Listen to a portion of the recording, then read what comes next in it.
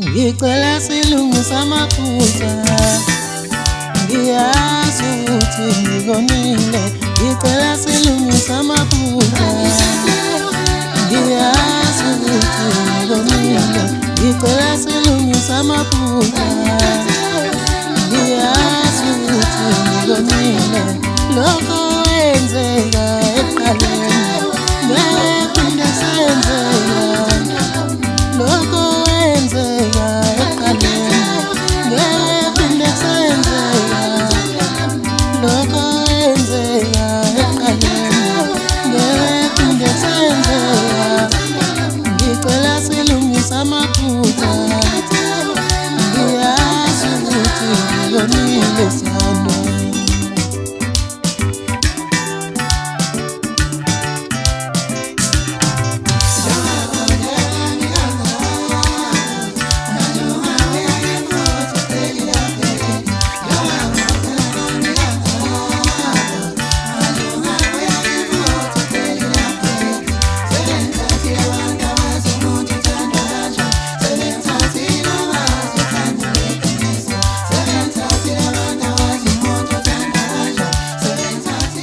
Ngibingelele enhla nasezansi kubo bonke abathandi bomculo jikelele, bese ngithi ngibingelela nakubo bonke labo abalokhu baqala ukuba nami kusuka eqaleni kuze kube manje bewuthenga umculo wami noma ngingesiwo umculi osezingeni.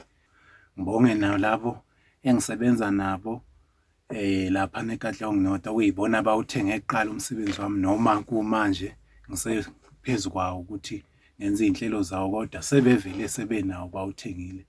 Ngingakhohlwa-ke laba sebeze beyibiza ngey'hlabani ney'hlabanikazi, ngithi kubo baqhubeke njalo bangadinwa, siyibambe siye phambili. Njengoba uyizwa-ke le ngoma eqeda ukungena, uyizwa ukuthi ikhuluma ngothando, ngumuntu okhonzileyo ukuthi uthando lungabi yinto esalayo ngoba yinto ethinta wonke umuntu osuke khona emhlabeni. Lena elandelayo-ke ingoma yona ithi bekufanele nibonge. Ngale ngoma ngiqonda ukuthi kuyenzeka uthole ukuthi kwesinye isikhathi wenza into ngoba uthanda indawo yangakini futhi uthanda ukuthi iqhubele phambili, kodwa uthole ukuthi bakhona kuyo leyo ndawo abangakukhonzanga noma obonayo ukuthi leyo nto oyenzayo abayithandisisi. Kufanele nibonge lokho okuncane engenzele khona. Mina kufanele nibonge lokho okuncane engenzele khona kwelakithi. Ngithi kufanele nibonge lokho okuncane engenzele khona. Bayofika nabanye kodwa inkulunyane iqale waziwa ngami engicula ngayo. Bayofika nabanye kodwa inkulunyane iqale waziwa ngami engicula ngayo. Ngithi bekufanele nibonge lokho okuncane engenzele khona.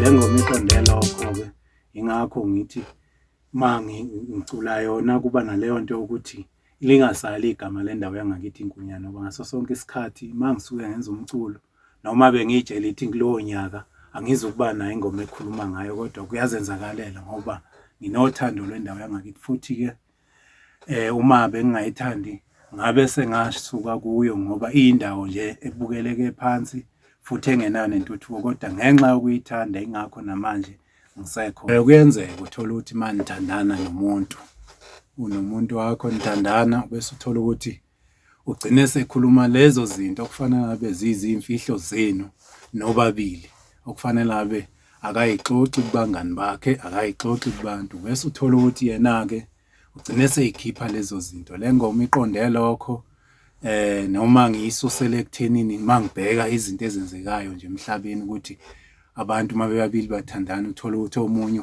uney'mfihlo agcine seyikhipha. Awuyilalele uyizwe umlayezo okhona.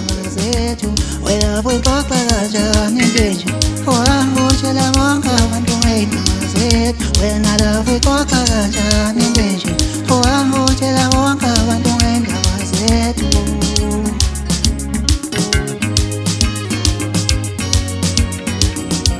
ayikhohlwa into enjena love is a secret yabantu ababili abathandana ayikhohlwa into enjena love is a secret yabantu ababili abathandana ayikhohlwa into enjena love is a secret yabantu ababili abathandana wela wiqoqa kanjani into enjena owangutshela bonke abantu ngendaba zethu